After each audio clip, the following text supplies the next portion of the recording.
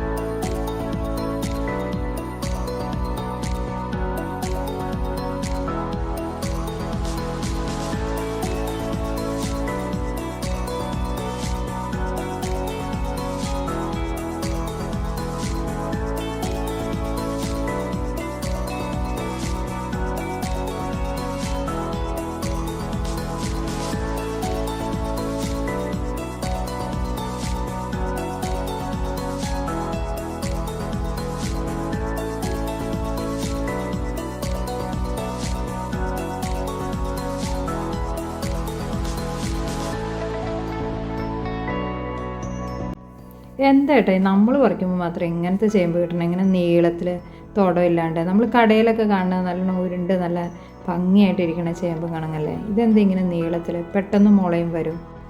അതിപ്പോൾ എന്താണെന്ന് എങ്ങനെയാ പറയുക?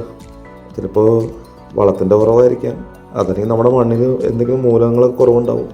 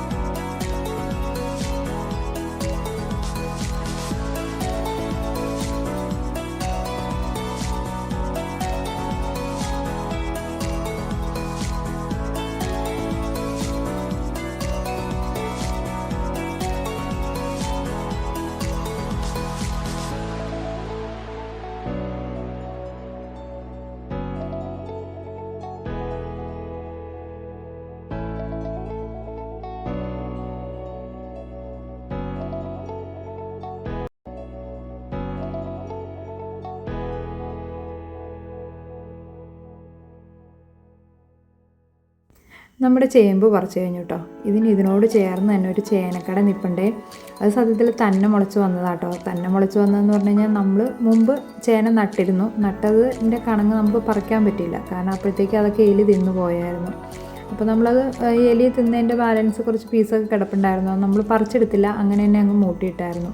അപ്പോൾ അത് ഇത്തവണ അത് മുഴുവൻ മുളച്ച് വന്നു കേട്ടോ. അതാണ് നമ്മൾ ഒരു തവണ ഒരു വീഡിയോ ഇട്ടിട്ടുണ്ടായിരുന്നു, കുറേ ചേന തണ്ടിങ്ങനെ മുളച്ച് വന്നിട്ടുള്ളത്.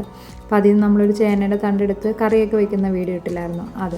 അപ്പോൾ ആ കട നമുക്കൊന്ന് പറിച്ചു നോക്കാം. അപ്പോൾ ചേട്ടായി ഫസ്റ്റ് കൊത്തിയപ്പോൾ തന്നെ നമുക്ക് ഒരു ചേന കിട്ടി കേട്ടോ. കുഞ്ഞു ചേനയാണേ, എന്നാലും ഒരു അത്യാവശ്യം വലിപ്പമുണ്ട്, 1 കിലോയൊക്കെയുള്ള ഒരു ചേന കിട്ടി കേട്ടോ. അപ്പോൾ വീണ്ടും ഒന്ന് കുത്തി നോക്കുകയാണേ. അത് ചെറിയ പീസുകളായിട്ട് കുഞ്ഞു പീസാണ് കിട്ടുന്നത്. അപ്പോൾ അതേ അടുത്തത്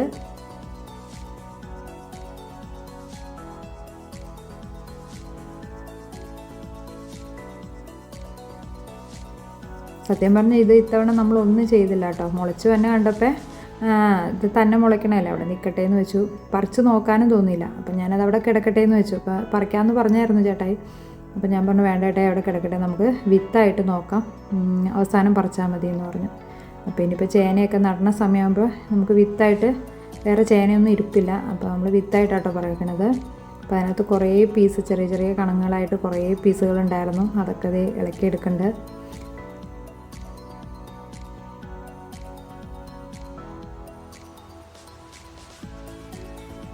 കുറേ കണങ്ങുകളായിരുന്നു കേട്ടോ, കുറേ കണങ്ങുകൾ കിട്ടിയിട്ടുണ്ട്. ചേമ്പിൻ്റെ കണങ്ങ് പോലത്തെ ചെറിയ ചെറിയ കണങ്ങളായിട്ട് കുറേ ഉണ്ടായിരുന്നു.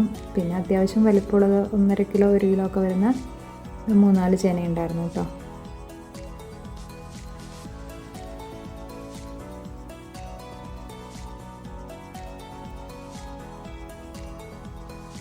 നമ്മളിതിന് നടാനായിട്ടാണ് വിത്തായിട്ടാട്ടോ എടുക്കണത്. ഈ കുംഭമാസം ആകുമ്പോൾ ചേനയും ചേമ്പൊക്കെ നടണ സമയമാവുമല്ലോ, അന്നേരം നമുക്ക് നടാനായിട്ട് വിത്ത് എടുത്ത് വെക്കാനാട്ടോ ഇത്.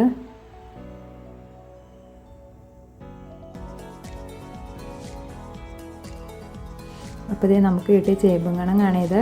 പിന്നെ നമ്മൾ ആ ഒരു കുഴിയിൽ നിന്ന് പറിച്ച ചേനയാട്ടോ ഇത് മുഴുവൻ. പിന്നെ ഇത് ചേമ്പിൻ്റെ തട കണ്ടോ, അത്യാവശ്യം നല്ല വലുപ്പമുണ്ട് കേട്ടോ.